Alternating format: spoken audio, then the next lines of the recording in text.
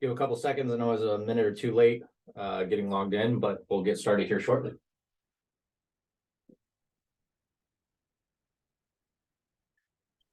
Still broken. All right. Can't win.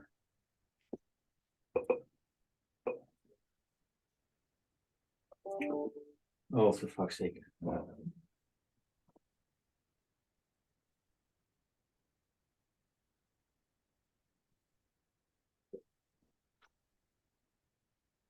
Give one more minute here.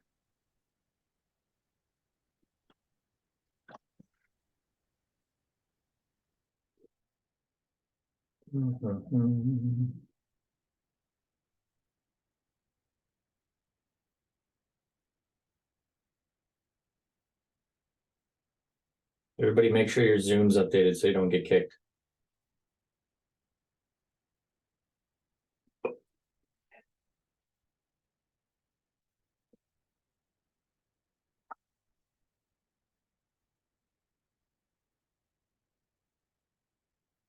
Matt, how you doing, man? Good, bro. What's up? Not much. Running around like a chicken with my head cut off today. Yep. Like always. Been going crazy. Yeah. I like the post. When should a child move out? As soon as fucking possible. That's funny because that's what we're going to talk about today. I'm like, you're 18 and graduated. Get the fuck out. Yeah, and I think there's a lot of factors that play into that for a lot of people. You know, there's some guilt, especially on the mom side. There's some preparedness, there's some steps. So we're going to get into that today.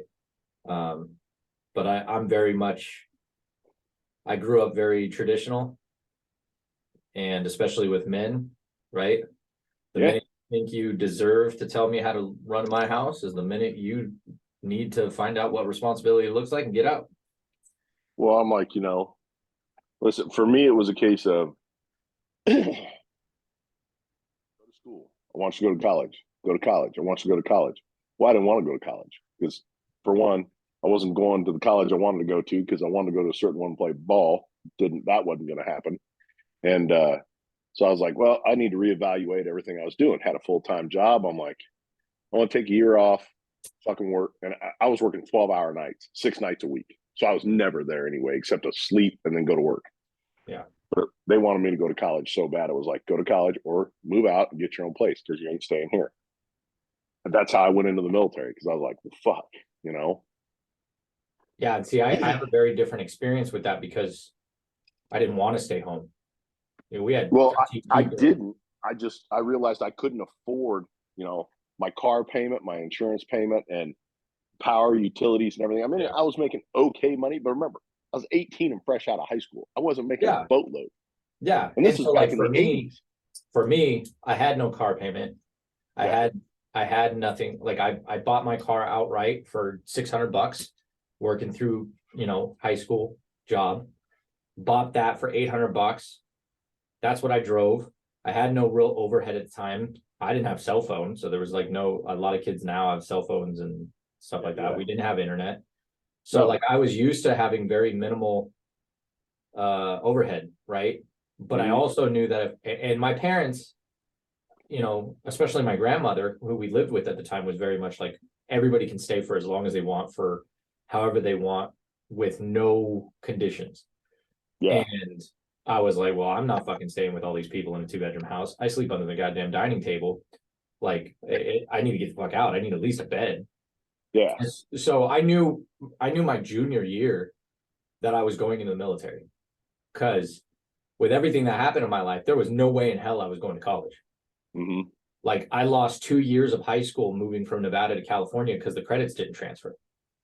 So, and even to go to graduate on time to go into the Marine Corps, I had to go to a continuation school, and I tested out of 325 units in the span of 3 months because I was like, at the time they closed a lot of billets and the Marine Corps wasn't taking GEDs, and continuation schools didn't count as anything but a GED. So I had to graduate from traditional high school, get a traditional high school diploma in order to go into the military, which I was already signed up to do. So I had to bust my butt, test out of all these classes. I tested out of like 8 math classes, 6 English classes. I mean, I went in day 1, I asked for the test day 2. By day 3, I was in a different class altogether. Like that's what I did for 3 months. And Well, you had to move to achieve your goals. exactly. And so like it very much kind of like put my feet to the fire. And you know, I graduated on time. I was actually, because I tested out of so many units before going back to traditional high school, my last semester of high school was basically just me having 4 hours of work period and 1 history class. Yeah. And that was it. And then I just like showed up to graduate, and then I left the Marine Corps. But it was very much like, for me, they couldn't sponsor me living at home. Like the family dynamic was like, yeah, totally, you can stay here for as long as you want, whatever you need.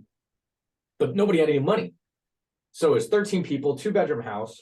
Parents lived in the garage. I lived under the dining room table. Like that was just our life at the time. And I was like, there's no way I'm staying here. So different dichotomy. But since then, right? And I'll talk about this later. Like I've watched people of my age not leave the house, not leave the nest. I've watched people a little bit older than me who have children that are 17, 18, 20, 25, not want to leave the house because, and insert excuse here, right? And there's very much a mental retardation that happens when you allow that to continue. And when I say retardation, I mean it legitimately suspends development. Yeah. And it breaks the dichotomy between the parent-child relationship. Because on one hand, and I'm already getting into the topic, but on one hand, you have the parent who is still treating the child like a child because they're still maintaining the dichotomy of the parent-child relationship. But the child who has never been expected to leverage the adulthood, the responsibility of adulthood, just thinks that their age is what gives them adulthood. And they start arguing that they deserve respect. Well, you haven't earned respect. Respect is earned by being an adult. Being an adult means being on your own. If you're still in a mom and dad's household, you're still parent-child relationship, you still owe them your honor and respect because they're paying for your shit. If you can't continue that, you have 2 choices. Fix it and start honoring and respecting them for supporting your life, or get the fuck out. Like that's how that should work. So that's going to be the topic today. Kind of jumped right into that because that's what we were talking about. But I wanted to handle some admin stuff before we get into today's call. If you didn't catch the live yesterday, we announced a pretty big announcement. Starting March 1st, this portal is completely free. You're going to still have all the same amenities. You're going to still have all the access to our coaches. You're going to still have all the access to the weekly calls. But us as a team, we talked about it. It just didn't sit right with us. Following the paid model that we were following, we want to build a community, and creating friction by adding a paywall, it just didn't sit well. And so we've gone ahead and we're going to be removing that paywall. It would be immediate if I didn't have to do a bunch of back-end technical stuff to make that happen. So just bear with me. There's a bunch of complications that I got to get to make sure you guys don't lose any access as we make the transition. But starting March 1st, if you have anybody that you think would benefit from these calls, benefit from our team, benefit from our community, just add them in. You just click an invite button within the portal. It'll send them an email, they register, and they'll have free access to all the stuff that you have access to. So that was a big shift for us. We just identified and audited that we just weren't aligning to our mission. We were following a mechanism that others in the industry had done, but we're not much for rules here. So the 3 of us just kind of said, F that. And, you know, we're going to do our own thing. And this is kind of that our own sovereignty in itself of like saying we're going to do it our own way. And so we're really excited to have this grow under the free platform. Now, that doesn't mean that we won't charge in the future. It may very well get to a point where we have so many people in here that we need to start charging for that, just because we need to be able to create some exclusivity, because we don't want just every Tom, Dick, and Harry in here who doesn't bring anything to the table. And that's not just to protect the energy of me and my coaches, but that's also to protect the energy of you and the community, because, you know, you let one snake in and you see a few people get bit, you're going to realize you need to put up a wall and keep the snakes out. So, you know, that may come in the future, but as it sits right now, the foreseeable future, we have no plans to go back to paid until we get to a certain threshold. So that was a big announcement that came out yesterday. 2, we do have Sovereign Summit coming up in June. That's a big thing. So we're really excited for that. We have that all planned out and we're looking forward to seeing everybody there. We're still getting in March, kind of soiree figured out what we're going to do for an event there. So we'll keep you posted on that. Also, I've been working with Gavin, our fitness director, to come up with a fitness challenge. So we'll be releasing that in March as well. So look forward to that. That's just to give us something interactive that we can, connect with each other and hit our goals together. With the portal going free, we have to reallocate or reevaluate what the prizes are going to be. Originally, it was going to be, free membership. So now that it's free for all, it kind of depletes the whole purpose of the reward system. So we got to reallocate some time and energy and thought process to that, but that'll be coming out in March as well. What else? Oof, there's a lot. We had a lot planned, you guys. Like that's pretty cool. I think that's all I can remember right now. If you guys can think of anything. Yeah, I think that's it. But yeah, exciting stuff. I'm excited. I'm looking forward to it. So unless you guys have anything you want to add, I'll jump into the topic.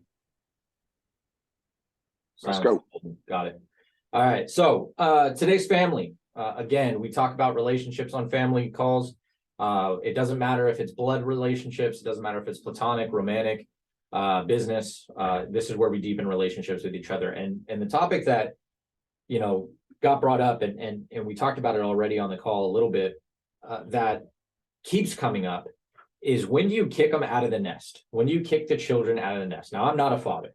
I don't have children of my own. So I'm speaking mostly tactically from experience that I have watched others struggle with, other people I've coached through, my own life. Like I said, conversations with Matt and Tish around how they came through that.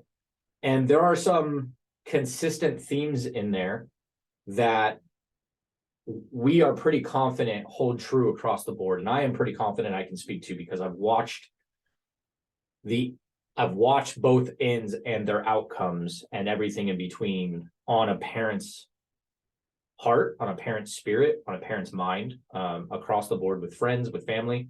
And I've also kept a watchful eye on society and what it does for society when you have late bloomers, when you have people who, I think Tish, you called them full nesters, who never let them go, right?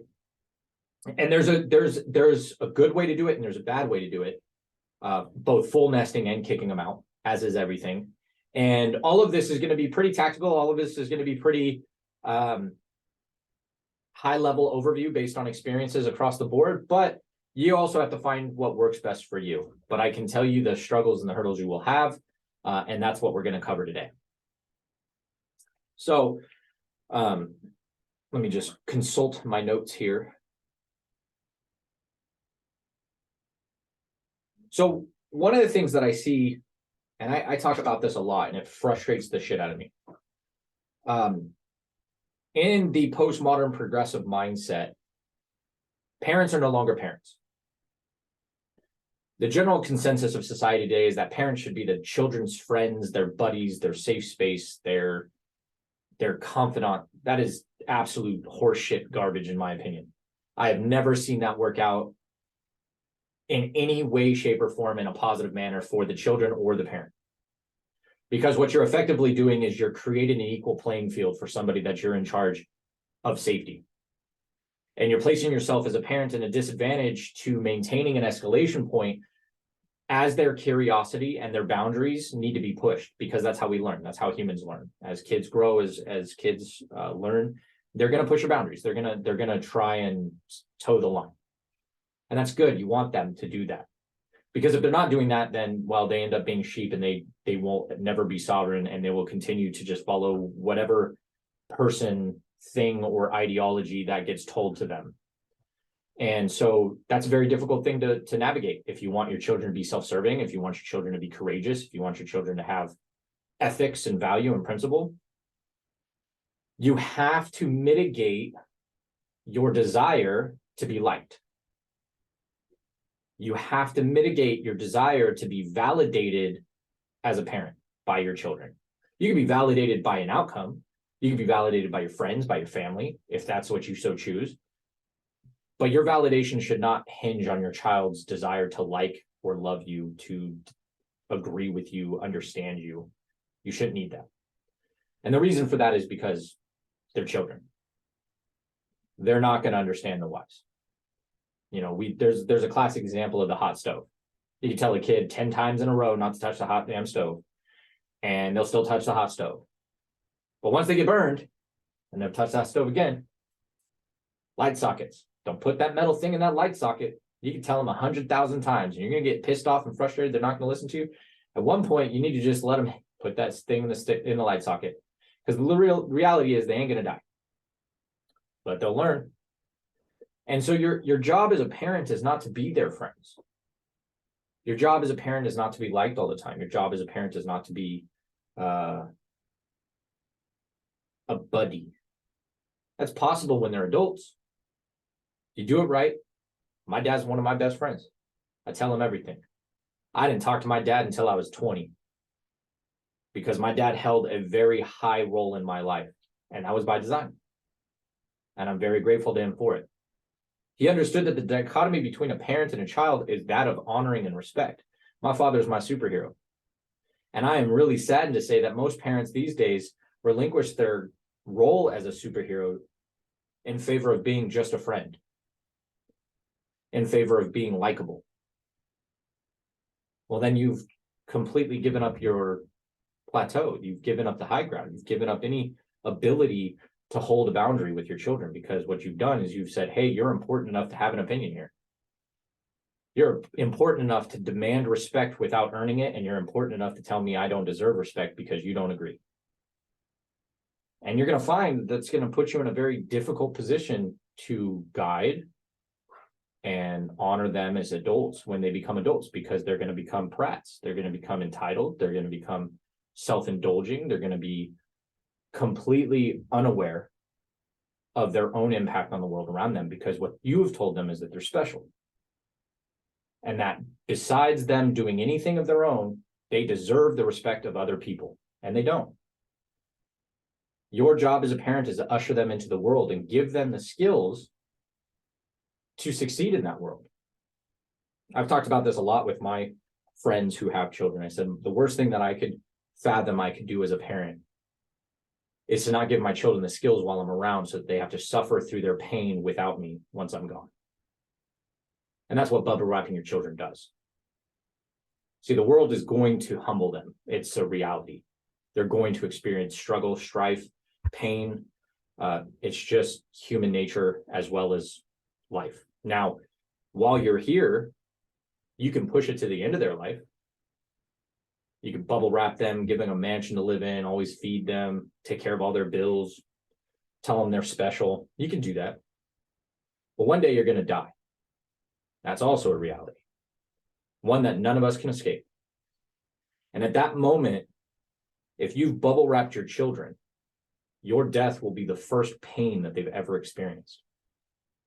And because you refuse to teach them how to handle pain, it's going to cripple them. It's going to break them. And I've seen it. I've seen it 100 times. Friends, parents did everything for them, and then their parent dies. They have no idea how to pay the bills. They have no idea how to balance the bank. They have no idea how to fix a car. They have no idea how to take care of a house. Half these people can't even call to order a fucking pizza because their mommy always did it for them. That's a miserable hell to leave your children in. Being a parent is not easy. It's one of the hardest things to do, because you have a little tyrant living in your house that you have to keep in check. That's a reality. And you want them to have that. You want that courage. You want that zeal. But the example I always give is like bowling. On either side of the lane are gutters. Your job as a parent is make sure they hit the pins. The gutters are the rules. They're the virtues, the principles that you instill in them so that they can hit the pins as often as possible. If instead of teaching them that the gutters exist, you put up the little barriers and you just let them hit strikes all day long, when you die, those barriers go away and the gutters are still there. I would hate for the first time my kids have to deal with the gutter is when I'm dead. So my job is to make sure that the first time that they have to deal with it is when I'm there. You put them in sports, team sports preferably, so they learn how to work together. As they get older, you put them through rites of passage. Teach them how to work on a car if it's a boy. I say as a boy because I'm just that kind of guy, right? But if you want to teach your daughter how to work on cars, do you. But you got to teach them stuff. And you can't do that as their friend. You can't. There's no line of respect as a peer. And if you continue to subvert your own respect by being their friend, eventually when they're a teenager and they want to go fuck off and do their own thing, you're going to be at odds. You're not going to know what to do. I've had people whose kids called the cops on them because they took the cell phone away. I'm going to tell you what my dad told me. Go ahead and call them cops. I'm going to beat you till they get here. I guarantee you I'm going to get out. But when I get out, I'm going to throw you another beating. And I'll smile the whole time. So you go ahead and make that choice. Natural consequences will be on your ass. I never called the cops. I threatened one time, never again. Because I'll tell you right now, my father was a superhero. And because of that, he was stronger, bigger, scarier than any man I've ever known. And he held it quite well. And because of that, I understood what happens when I step out of line. And Matt knows it too. We talked about it. His dad was the same. Our dads weren't our friends. They're our dads. And it's a sad state of society to watch grown men and women give up their role as parents in favor of just being a friend. Usher them into the world right. You should be honored. You should be respected as a parent. Don't give it up willingly just because you want to be liked. You want to be liked, go hang out with your friends. If you want to be liked and you want to be liked by your kids, don't be a parent. You're making those kids our problem. Because that's what you're doing. You're shirking responsibility as a parent. You're making it society's responsibility later. So that being said, if you're willing to take up that responsibility, now you have some hard decisions to make. When do you start that conversation? When do you start preparing them? What's your cutoff date? Where you look them dead in the face and go, what's your plan or get the fuck out? Because that's going to have to happen. You're going to have to exercise some tough love. Now, if you prepared them well enough, you don't have to worry as much. Taught them how to see the value in the dollars that they earn and the dollars that they spend. You don't have to worry about them overindulging. Taught them hard work, dignity of hard work, and work ethic. You don't have to worry about them holding a job. You taught them integrity and responsibility. You don't have to worry about them doing the right thing. That's the job and the role of a parent. So to answer that question, when do you start that? Now. I don't care if they're 10 or 30. Now, right now. Change the script. Because the longer you wait, the harder it gets. And if you never do it, it never fixes it. Because the reality is, you can humble them, or I can humble them, and I can guarantee you don't want me to do it. And when I say me, I mean the royal me, men like Matt. Because we have a way about us, and we don't play in cowtail to the bullshit. And I've come across a lot of men like this. They didn't quite like me. Come across a lot of women like this. They didn't quite like me either.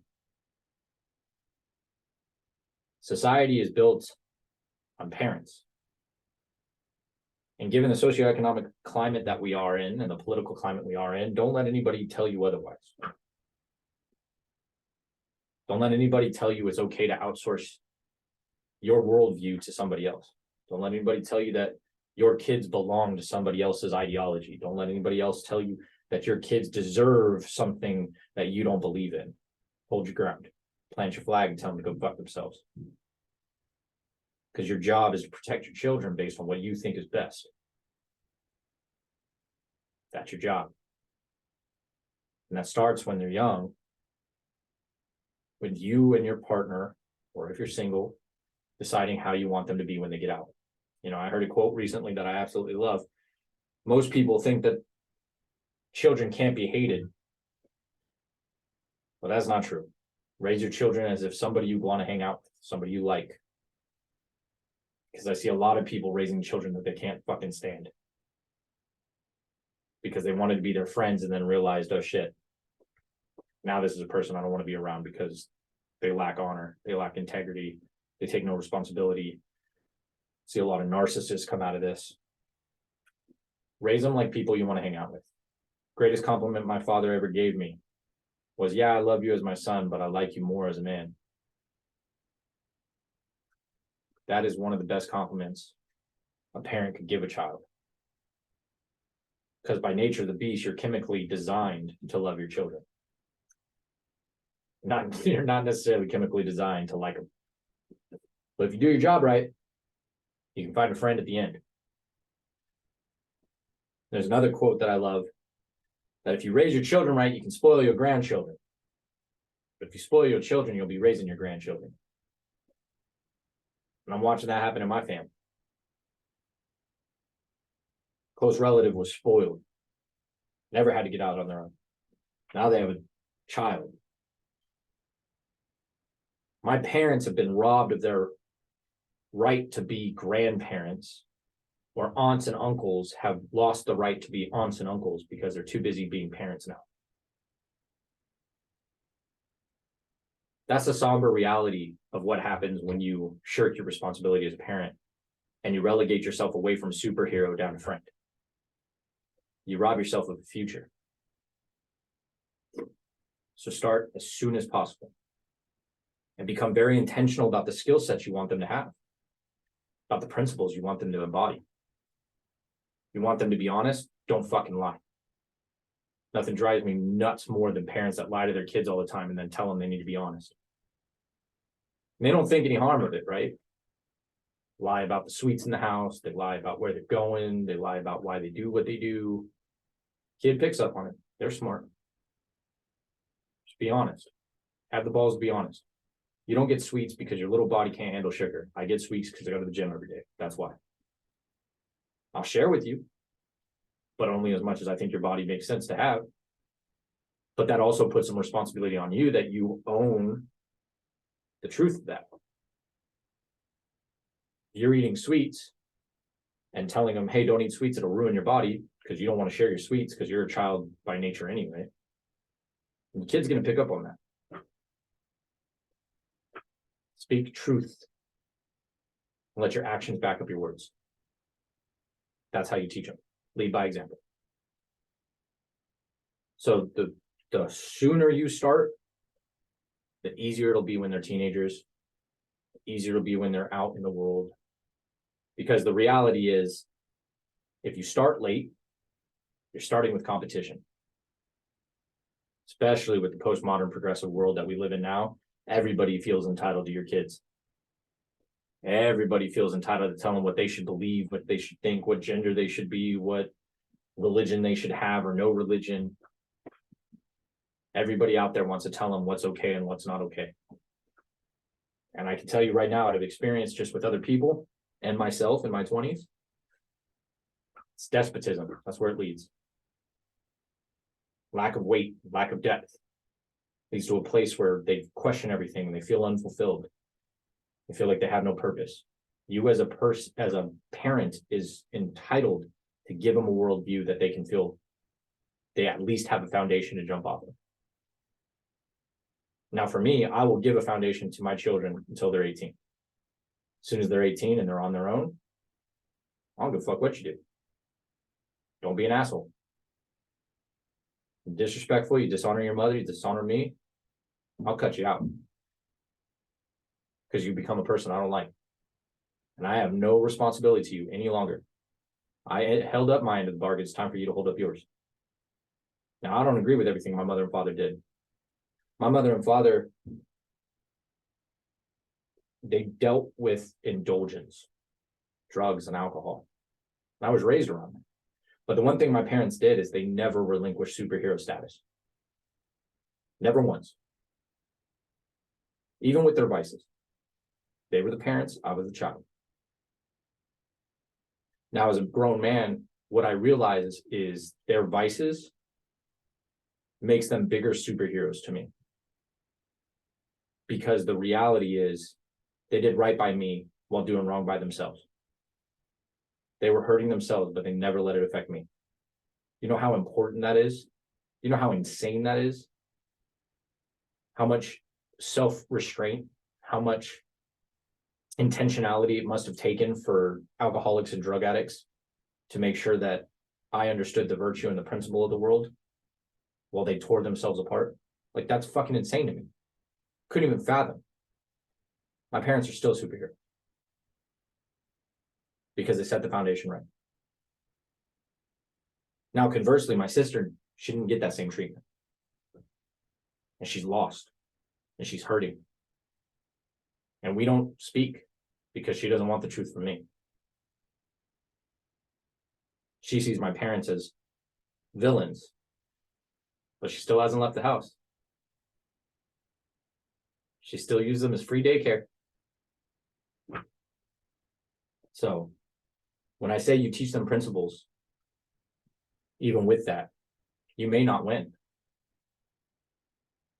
They may not listen. And then you as an adult need to figure out what your boundaries are. Despite your best efforts, they may be a lost cause. That's a hard thing for people to swallow. My child, not my child. Then your ego gets involved. What about me? I screwed him up. I'm a bad mom. I'm a bad dad. Maybe. It's true. It might be. But if that's the case, and you are, identify why and fix it. If you identify why, and it's the contrary to what you taught, then it ain't your fault. By the time they're 18, they own every decision. They can choose to grow. They can choose to stay the same. They can choose to blame their mom and dad. They can choose to blame society, or they can take responsibility and they can grow. Can't have one without the other. You cannot blame your parents and seek greatness at the same time. You cannot blame your parents and seek sovereignty at the same time. You are latching your horse to their wagon and saying, you're the reason I'm this way. Well, then you will be that way. Because you can't force or control them to change. You can only change yourself. So the earlier you get in, the higher the likelihood of success, but it's not guaranteed. And I think that's what scares people. I think that's what leads people to want to be their friends instead of their superheroes. Well, if it's not guaranteed, well, at least they'll like me. It's not guaranteed, at least we're friends. Maybe. The reason my sister and my mom have a bad relationship is because my mom wanted to be her friend her whole life. And the number one thing my sister said to my mom in every argument, I wanted a mom. I didn't want a friend. That's a powerful statement.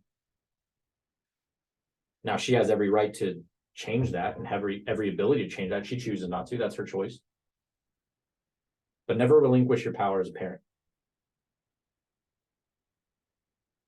So one of the things that I like to talk about too is the hierarchy of adulthood. I'm a very firm believer. I'm Christian. I have Roman Catholic values behind me as well as Christian values. And my hierarchy has always been God, me, my spouse, my children. That is how I see the world. Now everybody's God may be different and maybe it starts with them, but you should always be top. You should always be number one. Can't pour from an empty cup. Can't support a family when you're broken. And you sure as shit cannot be happy if you're second best. You can't. Now, the other thing my dad did for me that always is something I've always wanted to move forward with my children when I have them is, that's not your mother. That's my wife. Now, you may think you can dishonor your mother, and you may be right, but you can't dishonor my wife. Because I'll deal with you as someone who dishonors my wife, and I don't appreciate that, nor will I put up with it. And what it did is it separated my ability to take my mother for granted. He set the dichotomy early. You do not get to treat my wife that way. I don't care if you think she is your mother. She's my wife first. He was very clear on that. And I've held it since I was a child. And it's why my parents have worked as long as they have, because my father honored his wife above his children. And my mother honored her husband above the children. You couldn't get a half a word out edgewise talking smack about the other. Daddy did this, mommy did this, dad's mean, mom's bad, blah, blah, blah, blah, without getting throttled pretty good by the other. That's what being a team is. And I think a lot of people are afraid of that. I think that's why the nuclear family suffers. They're afraid of being wrong. And that goes down a whole other rabbit hole of how to choose a proper partner, which we all struggle with, myself included. But the reality is, you have to set the dichotomy. And you have to teach them early that being an adult does not mean you earn my respect. Being 18 does not mean you're an adult. It does not. It's a misnomer. It's a lie that we tell our children. Once you're 18, you're an adult. You're not. You're an adult when you leave this house and you're responsible for your own life. That and only then will you be an adult. If I'm responsible for your life, if I'm paying your bills, if I'm taking care of your car payment, if I'm putting gas in your car, if I'm making sure you're on my insurance, then you're still my child. Now, I will give you every opportunity to grow from that, but you're still my child. If you think you're going to come through my house every goddamn hours of the night and do whatever you want to do and please and talk down to your mother or think you're not going to wash your own dishes or follow the rules of this house, you got another thing coming. Yes, sir. You got two choices. Step up or step out. Those are adult choices. They come with adult consequences. That's how you earn being an adult. Now, I don't mind if a kid is going to school, handling business, just can't afford to leave, but he's still respecting the rules of the house. She's respecting the rules of the house. Kick it, hang out. We can be groovy. You get mouthy, though, you're going to find out exactly how fast you become the child again. Now, I hear that a lot. And I also hear this example. What about extended families that live together? Asians, Middle Easterns, Hispanic families. You know why those work? Because the hierarchy's intact. Father's at the top, mother's at the second, and children do not step out of line unless they want to be dealt with by father. That's why they work. The dichotomy and hierarchy of authority is maintained long term. It is only broken when the child leaves. If you have an ambiguous hierarchy within your household, you are inviting strife and problems. Because you're going to end up in a place where we have too many Indians and not enough chiefs. Or too many chiefs and not enough Indians if everybody wants to leave. There has to be a head of household. And that position has to be honored and it has to be respected. Now, in my house, with my family, we had 13 people in a 2-bedroom house, and it worked. Because every man looked to my grandfather as the man of the house. And every woman looked to my grandmother as the matriarch of the house. And nobody stepped over it. Nobody. My grandpa had stage 4 cancer, lost a leg to gangrene, and still would do push-ups to prove that he's manlier than you. He would destroy you. Nobody overstepped that. The hierarchy was maintained at all times. When he died, my father was the next oldest son. He took that hierarchy, and that hierarchy was maintained. Nobody stepped over my father. And when my grandmother died, the hierarchy broke apart because there was no reason to be together. And all of the families split apart. Nobody lived together anymore. That's how being a parent should work. You have an umbrella. That umbrella is God. In my mind, could be anybody for anybody else. I don't want to push that on anybody. This is just my example. But then it goes you yourself. If you're head of household, that goes you, then your spouse, then your children. As long as that hierarchy maintains, you're at the top. You want to do the equality shit and be like, both are there, fine. Like that's your own way of doing things. Again, these are overviews. The only way that that child gets to be in that spot at head of household is when they own their own fucking house. They don't have to own it. They can rent it. It's their space. When they're outside, they get their own umbrella. And they can start building their own hierarchy. But if you do not maintain the initial hierarchy, honor and respect goes right out the window. Because everybody in there starts to think that they have a right to say things that they don't have a right to say. They have a right to disrespect somebody they don't have the right to disrespect. And quite frankly, I've watched it happen. Everybody becomes quite of an asshole. They become entitled. And mothers do this more than fathers, I'll be honest. They want to maintain peace. So they don't tell them the truth. Like, hey, listen, you little shit, I'm paying the bills. So I don't give a fuck what you think you are, you're not. You want to be that? There's the door. That's why traditional hierarchies of masculine and feminine archetypes work. Because women aren't really wired for that. They're wired for compassion and nurturing to a depth that men will never understand. Women love their children deeper than any man ever can. I guarantee you that. The design of that is when they step to their mom thinking that they get to step to their mom, the dad steps in and goes, nope, not today, motherfucker. Wrong person. That's my woman. She is honored in this house and you will do so. Otherwise, you will be taken out. That could be figuratively or physically. My family was always physically. That hierarchy maintains a proper society as well. Because it shows a hierarchical structure of competence. That hierarchical structure of competence is what societies are built upon that succeed. You have neurosurgeons, you don't want a bunch of neurosurgeons who are told they were special but have never proven their competence. Bet you want the best neurosurgeon to work on your brain. Teach that to your children early. Competence matters more than feelings. So then, that's all the hard stuff. That's all the difficult, ethereal, ideological stuff. But it's important. Once you plant your flag and decide that's where we're going, you will maintain respect in this house. The hierarchy will be maintained. This is the ideology I put. I am, end all be all. I am the law, like Judge Dredd. Once you decide that that's the case, the easy stuff is teaching them what skills they need. What do they need to know for the world? Balancing a bank, working on cars, eating right, staying hydrated, avoiding temptation. Whatever your ideology is, the skills come easy.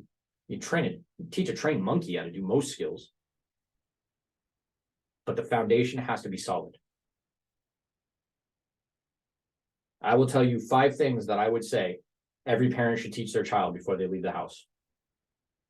First, the golden rule. Treat others as you want to be treated. That's gone to the wayside far and above, and that drives me nuts. Treat people the way you want to be treated. You want to be treated with respect, you treat people with respect. You don't make them earn it. You don't tell them what they have to do. You don't make demands. You give what you want. I'm going to give you respect on credit. Now, it's your choice if you lose it or not. I'm going to give you grace on credit. It's your choice if you lose it or not. You teach them those things. Teach them manners and politeness. Treat people with manners and politeness. I'll tell you right now, I moved into this neighborhood. Everybody didn't talk. I spent 3 months offering assistance, manners, all this stuff. Now everybody hangs out in the front. We talk all the time. I know about their kids. I know they're going to which college they're going to. I know what sports they're going to. Manners matter. There's an old saying, and I believe it's in the UK, manners maketh man. I think it's old Shakespearean. Manners maketh man means that no matter how good you are at what you do, if you lack manners, nobody gives a shit. If you're uncouth, nobody cares what you can do for them. Because you're just an asshole and nobody wants to be around you. So you'll never be able to use those skills because nobody wants to be around you. When I walk around my town, I pick up trash. To me, that's manners. When I'm out and I'm at stores, I smile. Why? Because that's manners. People ask me how I'm doing, tell them, great, fantastic, how are you? And I ask, and I care. It's manners to me. Teach them the golden rule. That's step one. Step two, teach them the dignity of hard work. Make them earn everything, because that's how life works. Nothing in life comes without earning it. If they have a healthy work ethic and they understand the golden rule, even with just those two skills, they'll go a lot farther than somebody who doesn't have it. I know millionaires that are blue collar guys that get talked down to all the time. You know why they're millionaires? Because they're good at it. They understand decorum. They understand how to talk. And on top of that, they put in a lot of hard work. 3, teach them self-respect. Teach them how to set boundaries. Teach them when to listen, when to talk. Teach them when to roll over. My dad taught me that because he used to just knock out his foremans. Whenever he got pissed off, he would just knock him out and he'd lose his job. Well, I now no longer knock out my supervisors because I want to keep my job. Those are my boundaries. But at the same time, I also understand how to articulate those boundaries. Keep it up, we're going to have a problem. I don't believe in that. That goes against my moral code. I have no problem quitting. I articulate those boundaries. And I never do anything that I believe will subvert my own character. My character is the only thing that matters to me. Number 4, principles. Whatever they are for you. Make sure that your children understand what it means to be principled in your eyes. Is it honesty? Is it respect? Is it responsibility? Is it courageous? Whatever that looks like for you, you need to teach them principles because they won't get it anywhere else. They won't get it anywhere else. They will only get it from parents. And number 5, and this one is funny for some people. You need to teach them humility. I don't mean making fun of your kids to give them tough skin. I don't mean talking shit. I mean, teach them humility. Don't let them win just because they're kids. Don't let them get away with shit because that's just how kids are. When they're bad at stuff, tell them they're bad at stuff and then help them get better at it. Don't tell them they're great when they suck because the world's not going to give a shit. Teach them humility. You take those 5 things. Give them the golden rule, dignity of hard work, give them self-respect, give them principles and humility, and you will see a person completely have the capacity to change society as we know. Now, that could be when they're 16, that could be when they're 18, that could be when they're 35, but if you have all 5 of those things, it shouldn't matter. You give them all 5 of those things, and you won't mind if they're in their house. Because here's the thing, you give them all 5 of those things, and like me with my father, I couldn't live at home. Not without working, not without paying my share, not without respecting the man of the house. It is physically impossible for me to allow myself to live with my father. I would live in my car and have lived in my car instead of going home. Not out of embarrassment, but out of principle. That was probably the most, I could probably make a check mark every time my dad said it growing up. It's the principle of thing. You might not care, but it's the principle of things. It's the principle of thing. My dad said that every day. And he was right. Principles matter. And a lot of people in today's world is, why are you getting so upset? It's not a big deal. Dude, it's not that big of a deal. Don't worry about it. Yeah, to you. And that's fine. It's arbitrary to you, but to me, it's important. And it will continue to be important. And I will continue to voice my opinion. And I will continue to tell you that that's a problem until you either change your behavior or I cut you out of my life. That's how that works. That's called principle. That's conviction. You teach them those 5 things and that will come with it. I guarantee you. So with that said, that's what I aim to do when I have children. I've talked to my father, my grandfather, my grandmother, my mother, my friends who have children. I have talked at length ad nauseum. They probably hate how many questions I ask to develop that process, but I guarantee you it will foster great people. They may like me, they may hate me, I don't care, but they will be great people. There will be people that people will be honored to be around. They'll be proud to call friend. I don't care if they're in my life or not.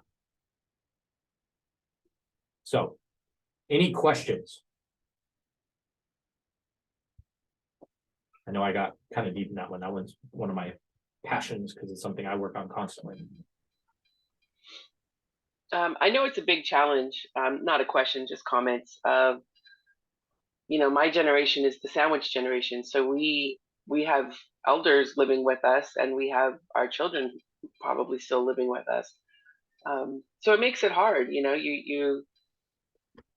when you have multi-generations living in a household, if hierarchy was never really established as an outside unit, then it makes it hard to create that hierarchy moving forward. And it's like like you said, too many chiefs and not enough Indians. You have a house of a lot of chiefs or people who perceive themselves as the chiefs. And then it's kind of like, all right, well, so who's going to take charge?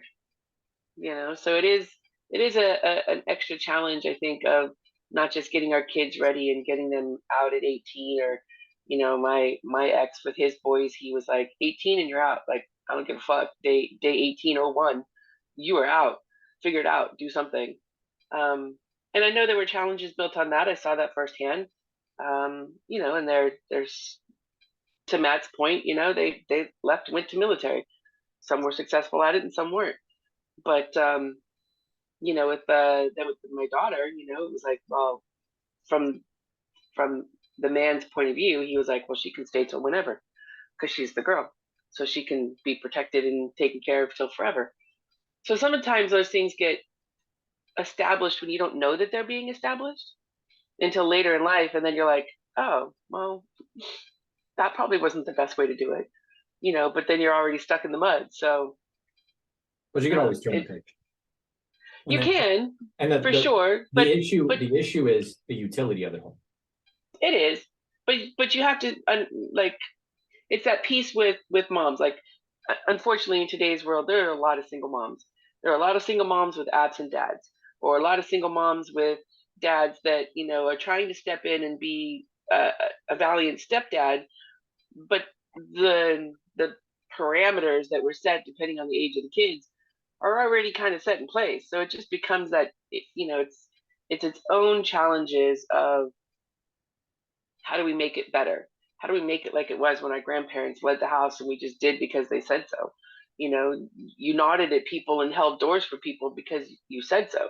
Because if you didn't, Mrs. Smith down the street was going to smack you upside the head because they had permission from your parents, just as vice versa, because it was a neighbor and you said so. Like, it's elders. You just did. You know how you do? You know how you do that? You create consequence. You want to lead? Lead. But I will not help you. Yeah. And the problem is with single mothers, especially, they feel guilty. 100%. There's mom guilt is beyond mom's compassion is deep, but mom's guilt is even deeper. Yeah. And the reality is the guilt has to be attached to function. It has to be attached to something that you can measure.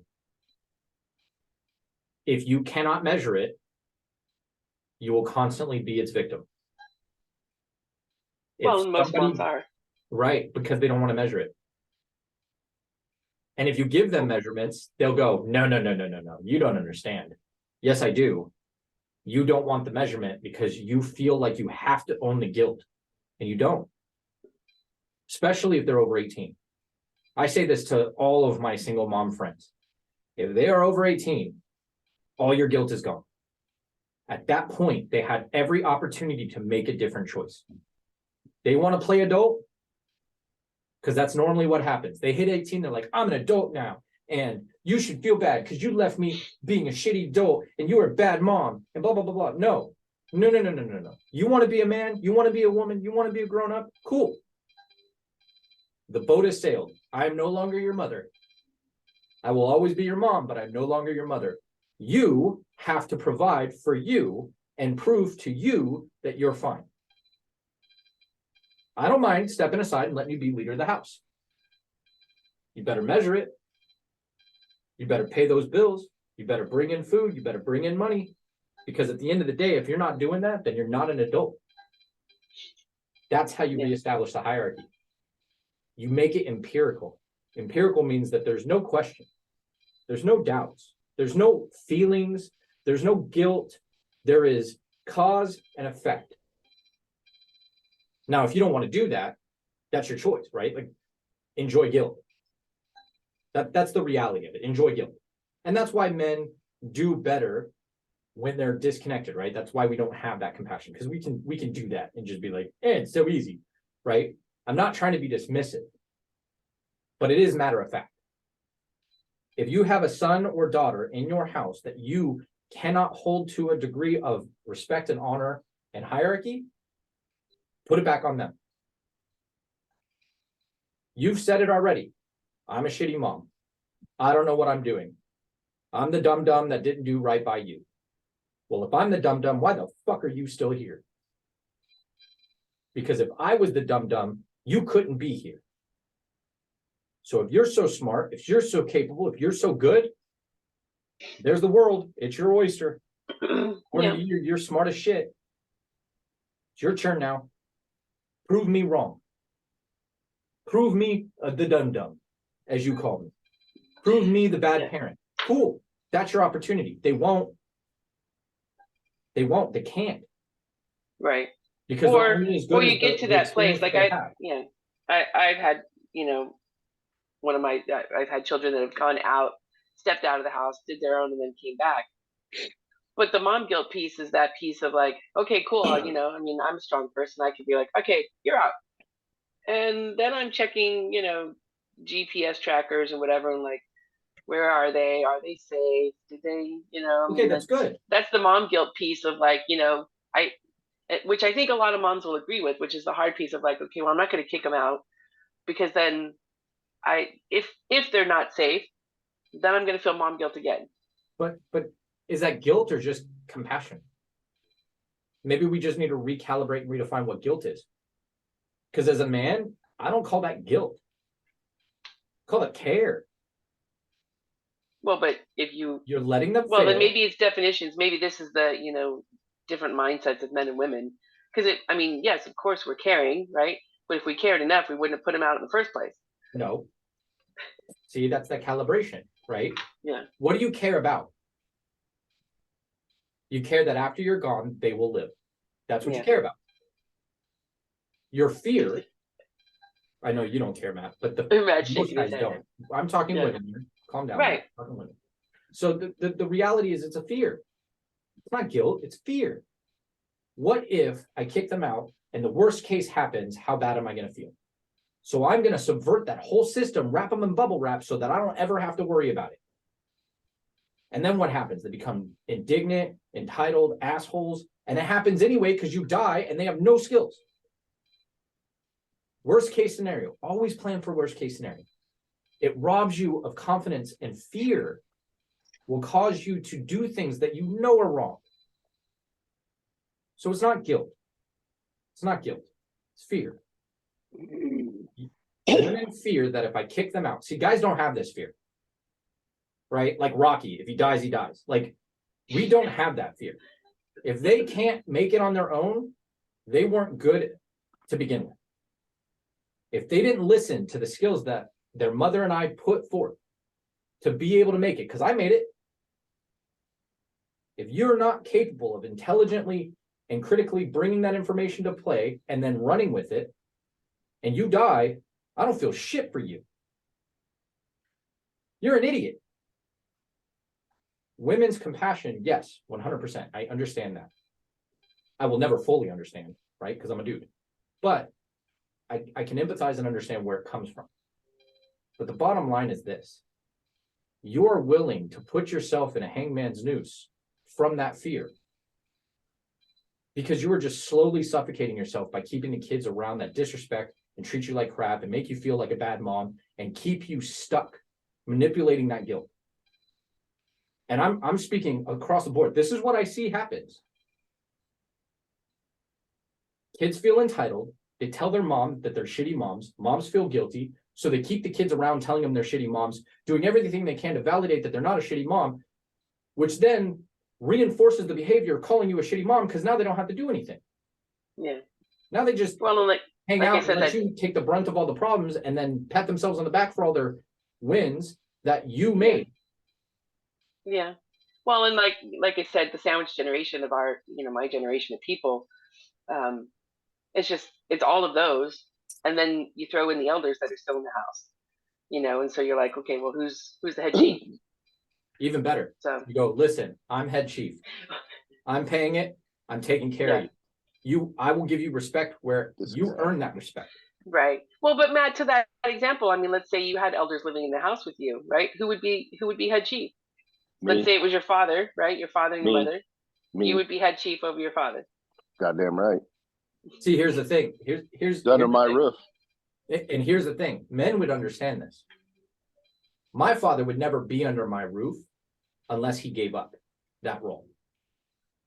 So knowing that he's under my roof, he has already accepted that he is not functional enough on his own. He needs to be under my rules. My dad would never end up under my roof. He would go Same. out into the garage, start his car, and take a nap before he would ever come and live off of me. My dad too. He'd be homeless before he'd call me. Yeah, my dad wouldn't even be homeless. I'm gonna lose my home tomorrow. Going out to the garage, tune up the car, and take a nap. But see, my dad Make sure sees it's that running as right. if he's at like the end of Labyrinth, should you ever need me. Like my dad would never take his life because he can still be of use. Oh, He takes his life, he can no longer be of use. And so that's the way my dad sees things. So from a guy's perspective, right? But let me rephrase. From a real man's perspective, he would never allow himself to fall under somebody else's rule unless it was the absolute end of the day. Like that's it's why it's over. if my dad had, if it came down to he had to, it was that or that. He's on death's door anyway. Yep. He wouldn't do it. Exactly. He'd never do it, and he'd never get to the point that he'd have to do it. So if that's the case, and you don't want that responsibility, right? If I'm an elderly person, and I don't want that responsibility. You are electing to give that responsibility to the next generation. The problem is if you, and again, going back to humility, don't teach your kids fucking humility. They'll come in and be like, I'm not going to bring anything to the table, but you better listen to me because of completely superficial construct. My dad is utilitarian. I gained utilitarian nature from my father. So if my dad comes to me and says, hey, I need you. One, I know how hard it was for my father to come and say he needs me. Two, if it's, I just need your hands, I'll be like, who's driving? I'll bring the shovel. Like, I don't really give a shit. Like, I will go to the ends of earth for my father. If it's, hey, we need a place to crash for a while, my dad will enter my house, and out of respect, I will go, my father is now head of household here, but my dad, out of respect, it will be completely unspoken, would never take it. Well, it'd be more like, Tim, I know what it'd be like with yours because it'd be like with mine. Mi casa, su casa. What's mine is yours, yours is mine. When you live here, this is your home. Do as you do. Yep. That's respect for one another. And he would never overstep that bounds of, well, I'm going to change this, do this, do this. Yep. It'd be, no, this is my boy's castle. And by God, I'll respect him by taking care of his shit. Yeah. And making sure nobody disrespects him when he's not here. 1000%. That's how it would work. And that's how truly masculine men function.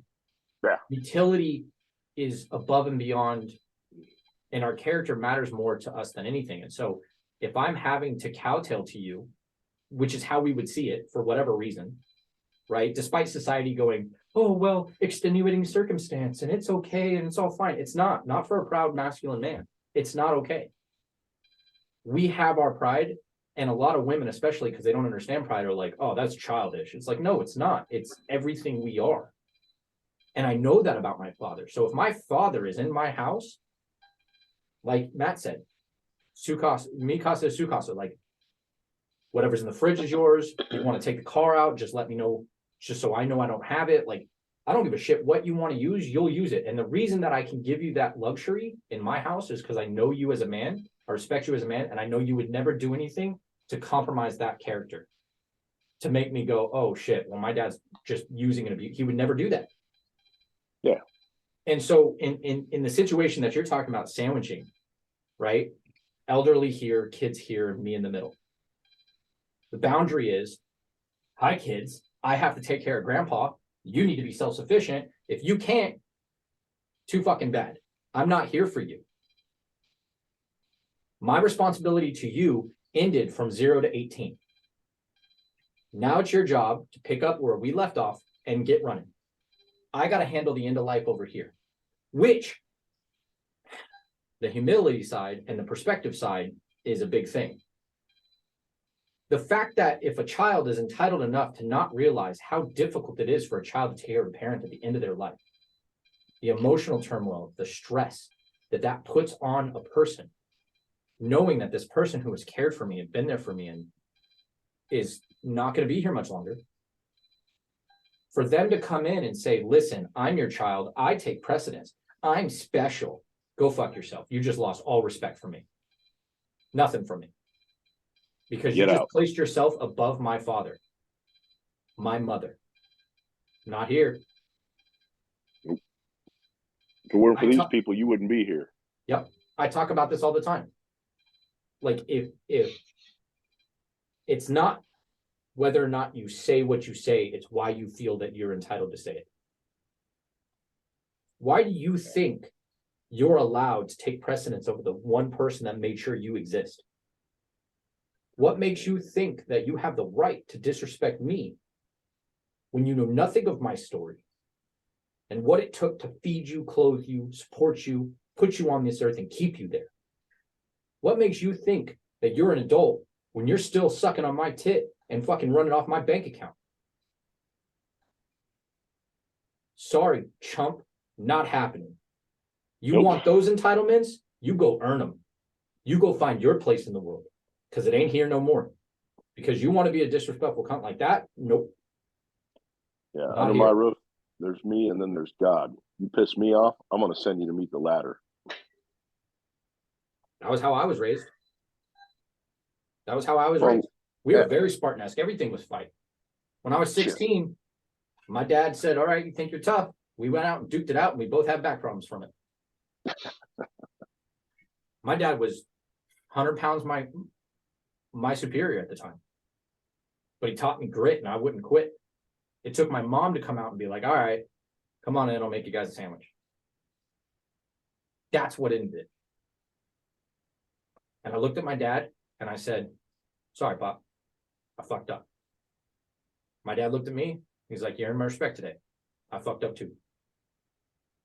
And we never talked about it again. Never. My mom made us a sandwich. I got a pop. Dad got a beer. That was the end of it. That was the end of it. But the bottom You line got- is, You got gotta more than earn one pop. yeah. You Yeah, got no. Yeah, you do. And I get You it, know? Tish. I do. And I get it for single moms out there. I'm not trying to dismiss it. It's very difficult, especially the climate that society is in. You have the Oh, yeah. entire world telling children they're entitled and they're special. You have to try to play Well, both you have an roles. entire world too of women who try to get to their place of, you know, they ended up in a place of masculinity, which is what we were all asking for, right? I want to be just like the guys. I want to be as good as the guys, or seen as, you know, strong and capable in all aspects as the guys. But in the midst of that, like, you know, we're wired to be women. Hey, So, I mean, nothing against it, but you're not. You can't be like us. You're not. well, You're not exactly, hardwired that right? way. You can't do things. You know, why do you think male lions eat their young? You know, and the lioness protects them is because, oh, fuck it. You know, like bears, I'll kill Let's the make kids. I another don't one. give a shit. Yeah, I'll make another one. you know, Let's make I don't another one. care. You know, Right. And the- No, but I'm saying that's the struggle. I think that as single moms, right, that they end up being, they have to take that masculine role, but they Mhm. don't know how to do it. They don't have the tool set to do it, because behind that masculine role, like, they can put on a face of a suit and a tie, but really behind it is a whole toolbox full of just feminine compassion and love, and, you know, all the things that you know is the feminine body incorporates. And to in do that, raising you a have to child. short circuit all that shit. And that's Absolutely. the negative side of it, right? Like women Right. that are masculine. Well, the problem with But it in, is that they're single moms. well, Okay, that's they my can point. play. Yeah, if they weren't single, they can play that masculine role to a point. In other words, they only Right. need to be feminine for their spouse.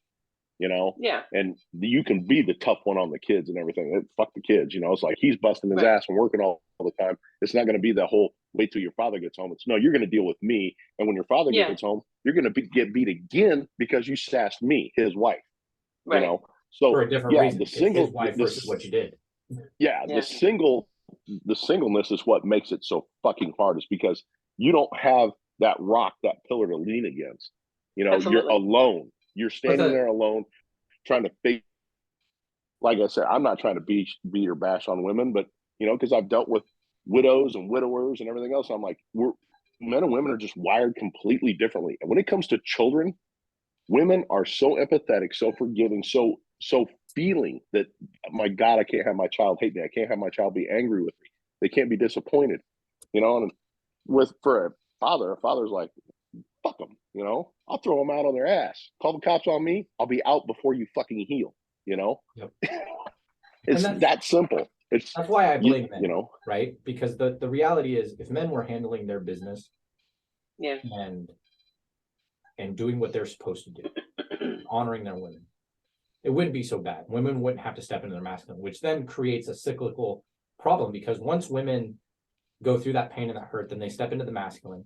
It's difficult for them to relinquish it, because now Right. it's safe, now it's armor, now it's like, and so you get into this place where you do have a masculine man who does finally come into play, and the woman can't appreciate it or acknowledge it because she's too busy trying to be him. And then you have a mismatch and they're bumping heads all the time because he's like, listen, you want to be a gentle parent? Cool. I'm going to be an asshole. I'll be disciplinarian. When you need me to escalate, I'll escalate. But here's how it's going to work. And she goes, no, I can do anything you can do. And then it becomes an ego contest and it's a pissing Right. contest. And she doesn't even have the equipment. Right.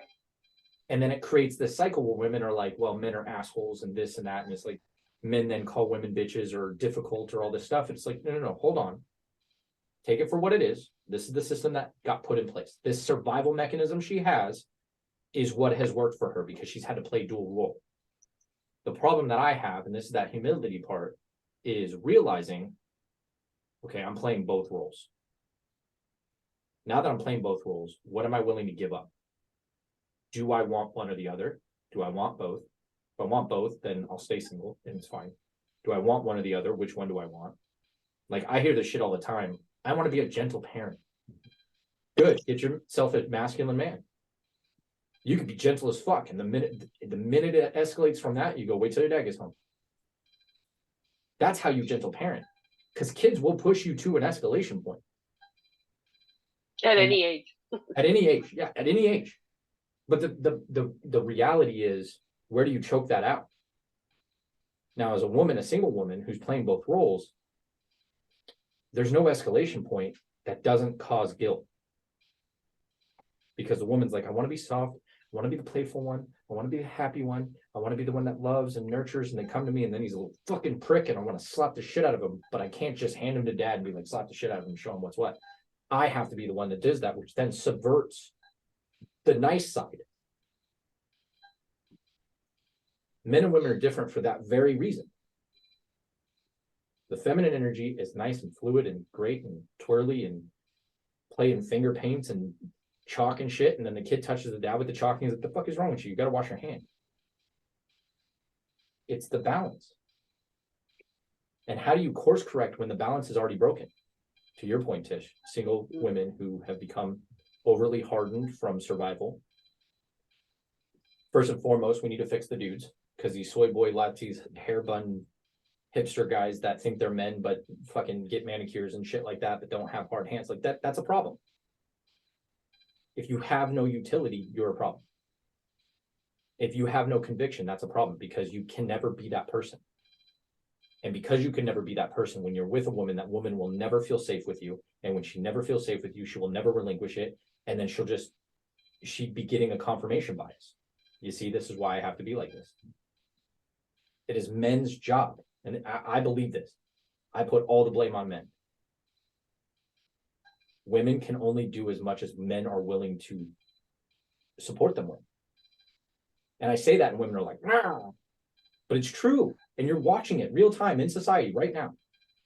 Women that don't have a supportive, loving, and functional masculine man end up hardened, egotistical, difficult, exhausted, guilty, sad, depressed, name it. Name a negative fucking thing. They go through the whole spectrum. How many stories do you have on Instagram where women give up on love, find a strong masculine man, and all of a sudden everything is just like fucking rainbows and sunshines and fucking Skittles? Like everybody's like, this is great. It's not that they don't have problems. It's that she now feels safe enough to deal with those problems together rather than closing off and going into a silo and being by herself. It's men's problem. And I would argue the reason that I have the hierarchy that I have, I'm very patriarchal. And it's ironic because my house was always patriarchal. Dad, grandpa, like always. But the women controlled the pants. They honored them that way. Whatever your mom says goes. You disrespect her, I'll murder you. Right? At the top, it was basically the boogeyman was the patriarchy. His law ran the house. But the light was always the mom. And you didn't deal with the patriarchy unless you fucked up with the matriarchy. That's the balance that I like. And that's the balance I believe is functional for 95% of people. I always give 5% for edge cases because some people are fucking, whatever. But 95%, the dude is the boogeyman and the superhero. The mom is goddess incarnate. The boogeyman's job to keep it that way. When they become adults, the boys see the value in the men, and the women see the value in selecting a man like that. We fucked that up. With 1960s feminism, radical leftist ideology, and progressive, we are no longer humans, we are the world concepts that rob us of utility and function. I believe that. Now, if you guys think I'm fucking off my rocker and you want to argue with me, put it in the fucking forum and I'll fucking debate you all day long. But outcomes matter more than what people feel. And I think we had to try it. I really do. I believe we had to try it. Because there were some things that were broken. I think that's really Like what kind of right that was feeds us broken. back. That's what kind of feeds us back into the Heroes Veritas concept, and what we're trying to build here is that idea of having a safe place to be able to figure those things out and try different things and have different conversations with people like today, just to be able to be a safe space for those, right? Where you're not, you could debate, right? You've had debates in here with other members, but it's a safe space. Nobody's getting, knocked down for their opinions or their learning levels of where they're at in their lives, but this is a place where they can learn to then level up to the next place to get back to those days that we all sort of reminisce and miss, those traditional values. Because I do think, as a woman too, like I was all about like, yeah, let's be equal. I mean, I still, I'm in a gym. I'm like, I want to put weights on like the boys do. But then at the same time, like going back to, it would be nice to get back to that place where, more people valued the femininity and more men led with masculinity in a balanced type of scenario, rather than this, competitive ego-ness that we're at right now. Yeah, I mean, me, so my lifting partner, quote unquote, is a woman. Okay. And it's like, even with my significant other here, it's like we can coexist and have 50-50. But understand, when push comes to shove and it comes right down to it, I'm bigger, I'm stronger, and I have the final say. Yeah. Because life means very little to me, and human lives mean even less. So don't tempt me. But everything's done out of care and respect. It's like we can do this together, but I have the veto power. I think the ones that suffer from equality are women. Right. Ironically. Because what it does is it creates an environment where they're no longer honored. Right. now they're just like men, and it creates sociopathy. But we're not hating. even just like a man, men. I'll Like we slap the work, shit out of her like a man. yeah, We- like we yeah, I worked mean- really hard to try and get ourselves to be just like men. But then like we are not men, right? We understand that. And I would venture to say that that would be where some of the more liberalisms of today's thought processes fall into. You know, well, I'm going to be like a man, so I'm going to take on those mannerisms like a man. But really, like we're still just trying to go back and find the femininity. You know, I mean, we want a Well, you soft want- space. Yeah, women want their cake and want to eat it too. Yeah, well, they You know- did, and I think they're realizing like it doesn't go well Oops. together. Well, Yeah. yeah, because now it's like, because they're ending up with guys who aren't masculine. So when the Right. house is burning down and the two of them are standing outside, and she's like, the kids are still in there, and he's like, I'm not going back in there. It's hot. And Right, she realizes absolutely. she's got to go get them now, Right. Versus where if you got a masculine guy, he hasn't even ran outside yet. He's chucking kids through the fucking windows. Hey, catch them as I throw them out. You catch them, but Right. they aren't burning to You death. should have caught him. Yeah. And he comes out with second and third degree burns all over his body and smoke inhalation. If Right. you want the equal rights we have, when the fucking Titanic's going down, that means you're standing next to me listening to the fucking cello player while everybody else is I getting to always the love that lifeboats. example. Yeah, that was. I'm like, Bill Burr has it perfect, like you fucking stand next to me. Yeah. No, you get to go on the lifeboat. Women and children first. Oh, why the fuck would women want to be like that? We get the short end of the stick all the fucking time. And there's plenty We're of stories blamed for of that. everything. We are blamed for everything. We are blamed for war, famine, violence, all violence. Doesn't matter who or what or anything. It's always our fault. Okay, everything's our fault. So I'm like, why the fuck would you want? You have all this privilege. What fucking privilege? What privilege do I have? I have to go to work and support you. I have to make sure you are protected, fed, and clothed. What the fuck are you talking about? Well, it even comes down to like some of the core value systems, right? A man is wired to provide. And what I mean by that is like a man will go to work, grind his ass down, and feel pride making money and coming back and spending it on his kids and his wife. They have proven it conclusively. Women that make a lot of money will just replace the dude because she shouldn't have to support him. They're not wired the same. Women are wired to provide. If they're out earning, then what ends up happening is they feel that they deserve better. If men are out earning their spouse, they see it as a pride, like a badge of honor of like, oh shit, I'm doing my job. Mhm. They're not correlative. They're not equal. They don't function well in any, like 75% of all divorces are started by women. When the man's not head of household, he doesn't feel his worth. Well, and that He goes back absolutely down to, like, positively will be like, fuck, I'm not respected. I'm not this. And it doesn't fucking matter. yeah. And that's the thing that was the other thing too, is like men and women we're wired differently to receive love. Women want to be seen, heard, and adored. That's how they feel loved. Men don't give a fuck. I want to be respected. I want to be appreciated. That's how I feel loved. They're different. They're completely different mechanisms. But wait a minute. By who? Respected and appreciated by who? By your significant other, by your person. No, I want to feel loved. No.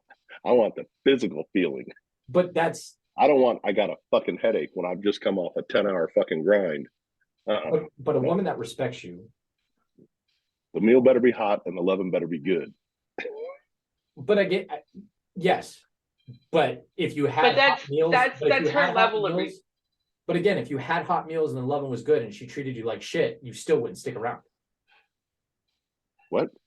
If the meals were good and the sex was good and she didn't respect you, you wouldn't stick around. True. But if the meals are okay and the sex is good but not that frequent, but she respects you and supports you, you'd stick around. 95% of men would. That's true. So I may that's not be in that 95 percentile, but I can agree with that. but it can vary, right? There's a scale there that it can go one to one side or whatever. Some guys have Right. a higher threshold of needing respect over the other stuff. Some guys have less. Some need all Yeah. three. They're very particular, and that's okay. But the bottom line is, without respect, nothing else matters for men. Bingo. Yeah. And that's what we mean by like, that's how they receive love. For women, like heard, seen, adoration. If they have that, nothing else matters. They could live under a bridge with a dude if they felt that. They don't need all the other stuff because they feel Well, loved along the and lines, heard and seen. yeah, along the lines of respect, let's wrap this up and respect people's time. We're a little bit Okay. over in our time. Yeah. We always Great have our conversation. conversations. Thank you for keeping us on task. Yeah. Great conversation. So if you guys have any Yeah. questions, take it to the forums. Post it up. Happy to continue it. Yeah. Happy to continue it. Again, March 1st, we'll be going live with a free platform. You guys will be able to invite whoever you want. And we'll look forward to seeing new members, and we look forward to seeing you guys at Sovereign Summit in June. Looking forward to it. Exciting. Thanks again. Thanks for the great conversation. Well said, Bye. well spoken. Bye.